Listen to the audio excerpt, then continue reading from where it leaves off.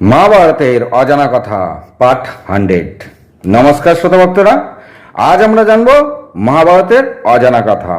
পাণ্ডবদের তীর্থযাত্রা অন্তিমে কি হলো সেই সম্বন্ধে আমরা আজকে জেনে নেব। তারপর যখন পাণ্ডবেরা উশির বীজ, মৈনাক পর্বত, শ্বেত পর্বত, কাল পর্বত পেরিয়ে গেলেন, তারই অনতিদূরে একটি নদীর ধারা 7 ভাগে বিভক্ত হয়ে গেছে। লোমশিশি তা দেখিয়ে বললেন, হে রাজন, এটা হলো ভগীরথী নদী। দেখো, এই ভগীরথী 7 ভাগে বিভক্ত হয়ে বয়ে চলেছে। এই ক্ষেত্র অতি নির্মল ও পবিত্র। এই ক্ষেত্র দেখো, সর্বদা স্থানে অগ্নি প্রজ্বলিত হয়ে আছে। এই প্রজ্বলিত প্রদীপ কখনো নেবে না, সর্বদা জ্বলতেই থাকে। তো শ্রোতা ভক্তরা, খুব মন দিয়ে শুনবেন। এখানে শাস্ত্রে বলেছে, বর্তমানকালে এই অগ্নি আর এই যে ক্ষেত্র, এটা দেখা যাবে না। এখানে বলেছে অগ্নি জ্বলছে আর ভগীরথী 7 ভাগে বিভক্ত হয়ে গেছে, কিন্তু মানুষেরা তা দেখতে পাবে না। অর্থাৎ বর্তমান সময় এগুলি আছে, কিন্তু আমরা তা দেখতে পাবো না। যা এইখানে লোমশিশি সে কথাই বলেছেন। এর সঙ্গে লোমশিশি আরও বললেন, এই পুরো ক্ষেত্রটা পরবর্তীকালে মানুষের থেকে গোপন রাখা হবে, যা মানুষ কখনো এই ক্ষেত্র দেখতেই পাবে না।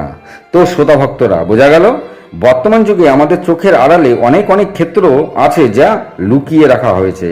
ব্রহ্মজ্ঞানী ঋষিরা এইসব ক্ষেত্রগুলিকে লুকিয়ে রেখেছেন, যা সময় হলে উন্মুক্ত হবে। অর্থাৎ আছে আমাদের চোখের সামনে, কিন্তু তা আমরা দেখতে পাচ্ছি না।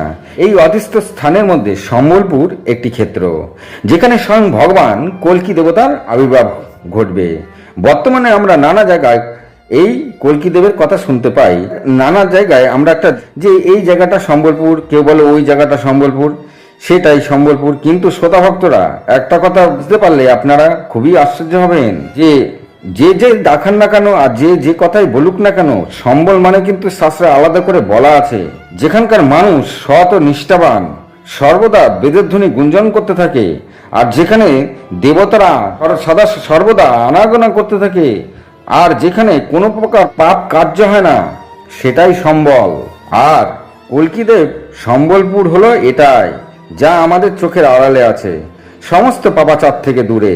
যাই হোক, এরপরে লোমশিশি বললেন, হে রাজন, তুমি দৃঢ় কল্প নিয়ে ধৈর্য ধরে সমাধিস্থ হও, তবে তুমি এই সমস্ত কিছু দেখতে পাবে। সেই অনুসারে যুধিষ্ঠির ধ্যানস্থ হলেন, আর ওই ক্ষেত্র সম্পূর্ণ তিনি দর্শন করলেন। তখন লোমশিশি মৃদু হেসে আবার বললেন, এবার আমরা মন্দারাচল পর্বতের দিকে যাব। সেখানে মুনিভদ্র নামে একজন যক্ষ ও যক্ষ রাজা কুবের থাকেন। হে রাজন, এই মন্দারাচল পর্বত 88,000 গন্ধর্ব ও কিন্নর বসবাস করেন, আর তাদের 4 গুণ বেশি যক্ষ সেখানে বসবাস করেন। আর যক্ষরাজ মণিভদ্র নানাবিধ অস্ত্র শস্ত্রে সুসজ্জিত থাকেন, আর তার সৈন্যরা সর্বদা তৈরি থাকেন যে কোনো যুদ্ধের জন্য। আর এই যক্ষরা নানা রকমের রূপ নিয়ে এই ক্ষেত্রে বিচরণ করতে থাকেন, আর তারা চলাফেরা করেন বায়ুর গতিতে। আর তারা এই সমস্ত যক্ষরা এইভাবে রূপ পাল্টিয়ে তারা এখানে বিচরণ করেন, কারণ রাক্ষসদের এই পর্বত থেকে দূরে রাখতে। আর সহজেই কেউ ওই পর্বতে আসে না, বা দুর্গম হওয়ার কারণে অনেকে এই পর্বতকে এড়িয়েই চলেন। এরপরে লোমশিশি যুধিষ্ঠির সহ পাণ্ডব, দ্রৌপদী তথা ব্রাহ্মণদের লোমশিশি সতর্ক করে দিলেন। এরপর মন্দারাচল পর্বতের দিকে সাবধানে চলতে থাকলেন। এরপরে লোমশিশি ভীমকে বললেন যে এই পর্বতের শুরুতেই মৈত্র নামে এক ভয়ানক দৈত্য বসবাস করে। তিনি দ্বার পাহারায় রত আছেন। তাকে লড়াই করে হারাতে পারলে তবেই আমরা মন্দারাচল পর্বতে প্রবেশ করতে পারবো। এরপরে লোমশিশি আরো বললেন, হে রাজন, এরপর কৈলাস পর্বত, আর এই কৈলাস পর্বত ভূমি থেকে 6 যোজন উঁচু, আর নানা দেবতারা এই উঁচু ক্ষেত্রে নানা কারণে আসা যাওয়া করতে থাকেন। আর তারই অনতিদূরে বদ্রিকা নামে একটি অতি পবিত্র আশ্রম রয়েছে। এতএব এই সমস্ত পর্বত তীর্থ করতে হলে তুমি একাগ্র চিত্তে তপস্যা করো।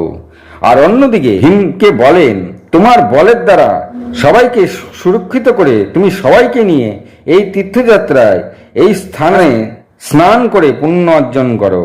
এরপরে লোমশিশি নিজেই গঙ্গার সামনে 2 হাত জোর করে প্রার্থনা করলেন, হে দেবী গঙ্গা, আমি কাঞ্চনময়ী পর্বত হয়ে এখানে এসেছি। আপনার তীব্র কলকল ধ্বনি শুনে চলেছি। আপনি এই নরেন্দ্র যুধিষ্ঠিরকে রক্ষা করবেন।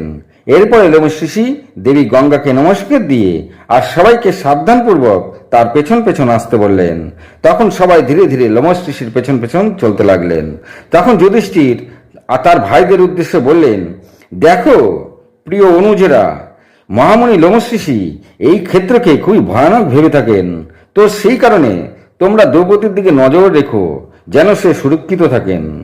আমরা এখন এই দেশে প্রবেশ করে গেছি। এখানে মন আর চিন্তা পবিত্র রেখো, আর বাক্যের মধ্যে কোনো রকম কটূক্তি যেন না থাকে। শরীরের ভাব ঠিক রেখো, সমস্ত দিক দিয়ে সৎ থাকো, তবে আমাদের অত ভয় করে চলার দরকার নেই। তথাপি যুধিষ্ঠির ভীমকে রক্ষক হিসাবে নিযুক্ত করে কৈলাস অভিমুখে রওনা দিলেন। তো শতাভক্তরা, বোঝা গেল এখানে চলছে পাণ্ডবদের তীর্থযাত্রা, যা আমরা দেখতে পাইনি মহাভারতে। আমি মহাভারতের কথা বলছি, আপনারা মনে করতে পারেন যে অন্য কোনো কথা হচ্ছে। এটা মহাভারতে রয়েছে, যা আমরা কিন্তু সকলে জানি না। তো আজ এ পর্যন্তই। এর পরবর্তী কথা কালকে পেয়ে যাবেন। ভালো লাগলে একটি সাবস্ক্রাইব করে দেবেন। ভালো থাকুন, সুস্থ থাকুন, নমস্কার।